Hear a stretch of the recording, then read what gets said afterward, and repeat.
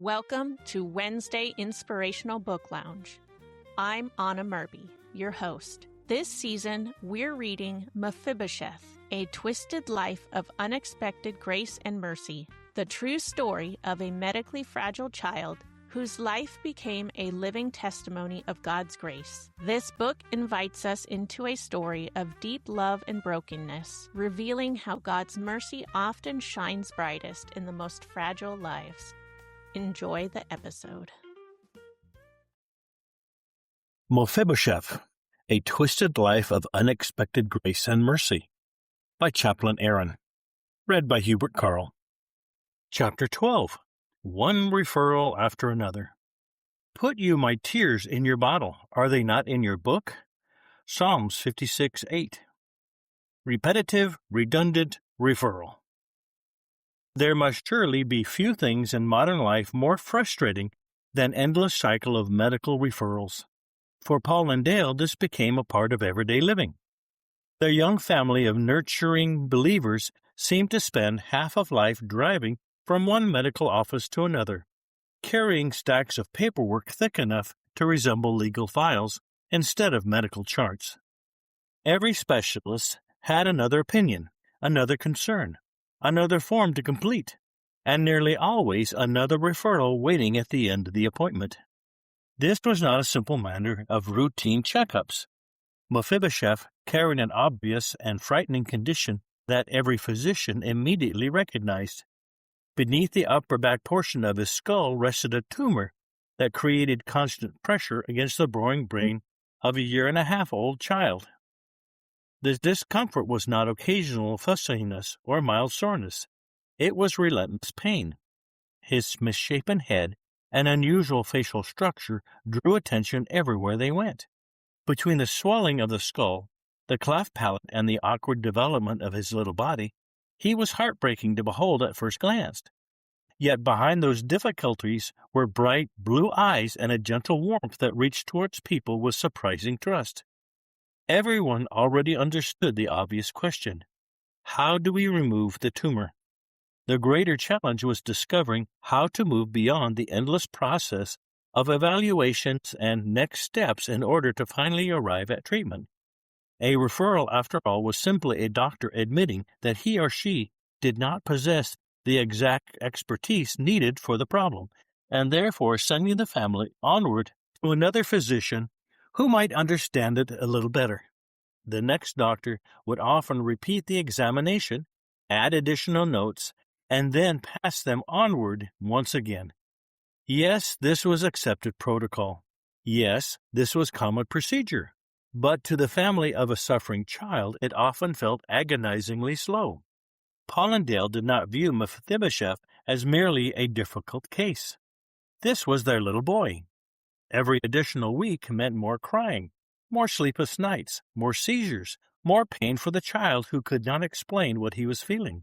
To the specialists, the process was methodical and careful. To the family, it sometimes felt like watching a house burn while everyone held a committee meeting about the proper kind of fire extinguisher. If it were compared to a restaurant, it would almost sound humorous. Imagine ordering a hamburger with cheese and tomato, only to have the first restaurant explain that they handled hamburgers, but not cheese. You would then be referred to somewhere else for the cheese, only discover that the next establishment specialized in cheese, but they would need to refer you for the tomatoes. Eventually, a customer begins to wonder if anyone intended to finish the hamburger at all. That was the emotional exhaustion of referrals. Yet beneath all the paperwork and repetitive appointments was a sincere effort to arrive at the safest, most accurate diagnosis possible. Neural surgery on a frail toddler was not something approached casually. Each physician was attempting to gather enough information to build a complete picture before someone finally attempted the surgery on the child's skull. So Paul and Dale endured the process. There were pediatricians, neurologists, developmental specialists, radiologists, scheduling offices, insurance authorizations, and follow-up consultants. The waiting room became part of life. Paul would quietly read his Bible, while Dale held Mephibosheth close in her arms. Nurses often smiled at the unusual little boy with the impossible Bible name, while other parents glanced over with uncertain curiosity. The greatest challenge was not merely the inconvenience, it was maintaining hope while progress moved at the speed of paperwork. Still, little by little, the path forward began to unfold. The doctors needed clear imaging of the tumor and the surrounding structures of the brain. Ordinary examinations could reveal only so much. If surgery were ever going to be attempted, they would need something far more detailed and precise. At long last, the specialists began forming a true game plan. The next great step in the journey would be an MRI. That terrifying MRI machine. To understand the purpose of an MRI is to appreciate one of the strangest marvels of modern science. Nearly everyone understands what a simple metal detector can do. It can sweep across the ground and uncover a hidden coin beneath the dirt and gravel. Now imagine something vastly greater, a magnetic field the size of a small room, curved into a massive circular tunnel and empowered with enough force to look deep inside the human body. What an astonishing invention! This machine could peer beneath the skin and bone, mapping the hidden structures of the brain with a remarkable precision. It was an extraordinary blessing for medicine, unless you happened to be the person lying inside of it. The MRI suite felt cold and intimidating from the moment one enters the room. Strict instructions are given before the process began. No metal of any kind was allowed anywhere near the machine. The magnet was so powerful that a metal chair across the room could be pulled violently towards the opening if someone made a careless mistake. Cell phones, watches, keys, even small objects became dangerous projectiles in an instant. The staff moved carefully and deliberately, accustomed to the unusual power housed inside the giant humming cylinder. Yet for all its scientific wonder, the machine carried another reputation known to nearly everyone who had experienced it: the noise. An MRI did not simply hum quietly in the background. It groaned, pounded, rattled, knocked, and clanged with mechanical violence as the electromagnetic pulses created detailed images layer by layer.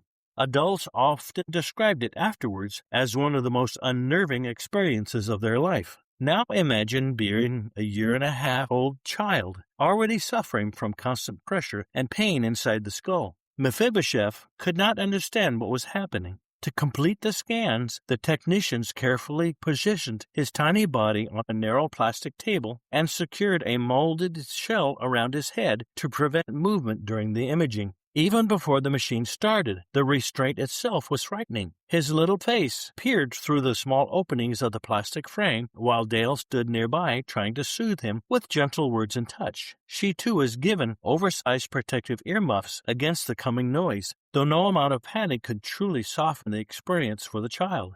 Then the machine awakened. First came low mechanical whir, followed by sharp bursts of knocking and pounding that echoed through the chamber like someone striking steel pipes with a hammer. Every instinct in a small child's body cries out in fear. His heart races as though danger itself surrounded him. The mind can scarcely imagine such terror for a little boy whose understanding of life had barely begun. The scan itself lasted only a short while, though to a frightened child it must have been endless. At last the pounding ceased. The shell was loosened and gently lifted away from Mephibosheth's head. Exhausted from fear, noise, and confusion, the little boy collapsed to Dale's shoulder and drifted into sleep almost immediately. There in the quiet afterward, while sitting once again in another waiting room filled with forms, whispers, and fluorescent lights, his weary mother waited for the next instructions and the next step in the journey that never seemed to stop moving forward. Pharmacy referral. Another necessary, though often tedious, part of the medical journey was referral to the pharmacist. Once the attending physician had reviewed the MRI scans, examined the symptoms, and considered the possible causes of Mephibosheth's constant pain, the next step was to determine what medication might help ease the severe headaches caused by the pressure on his growing brain.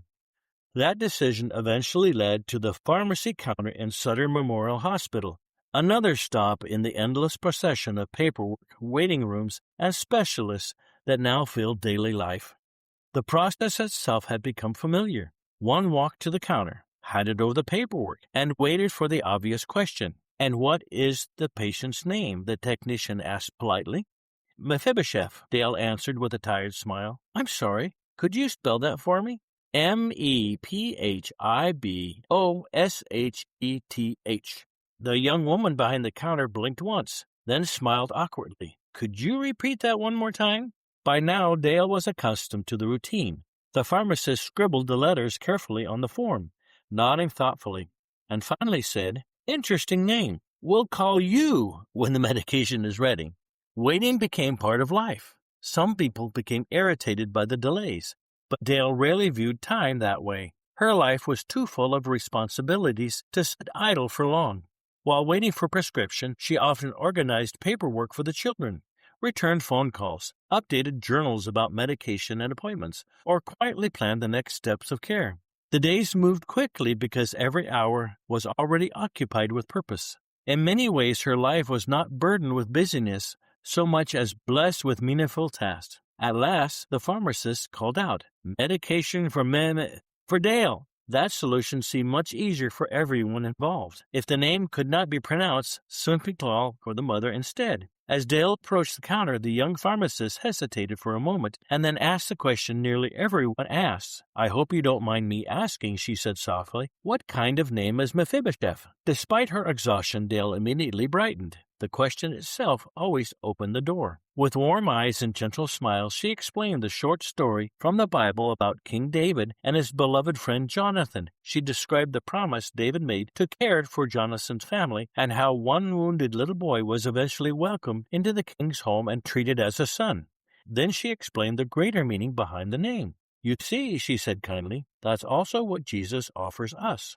God loves us enough to forgive and adopt us into his family. Mephibosheth reminds us no one is too broken or too forgotten for the kindness of God." For some reason, no matter how weary she became, Dale never seemed to tire of explaining the goodness of the Lord.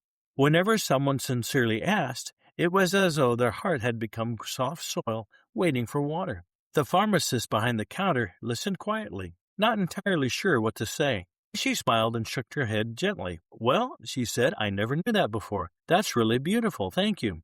And with medication in hand and another conversation planted quietly with the gospel, Dale gathered her things and prepared for the next referral waiting just around the corner. Worth the exhaustion. Dale finally made her way out to the large green car and gratefully settled into the worn upholstery for a quiet moment of relief. The long day had taken its toll. Both she and Mephibosheth had just endured one of the most frightening medical experiences imaginable, especially for a 1.5-year-old child. The MRI machine, with its pounding noise and confining restraints, was now behind him. He had made it through. For the moment, that alone was enough.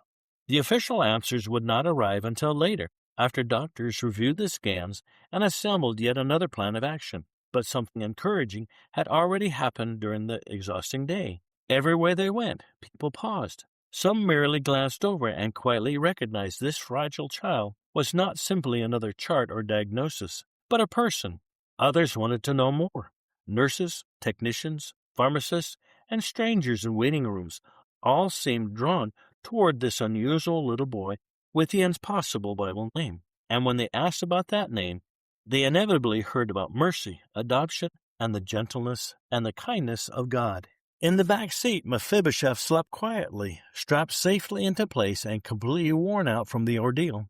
Dale glanced at him through the rearview mirror as she drove north towards Citrus Heights. A deep sigh escaped her chest, not merely from fatigue, but from the realization that none of this effort had been wasted. Every appointment, every waiting room, every explanation, every prayer, and every difficult mile carried an eternal purpose hidden somewhere within it. This little boy had already touched more lives than anyone could possibly count, and his story was only beginning.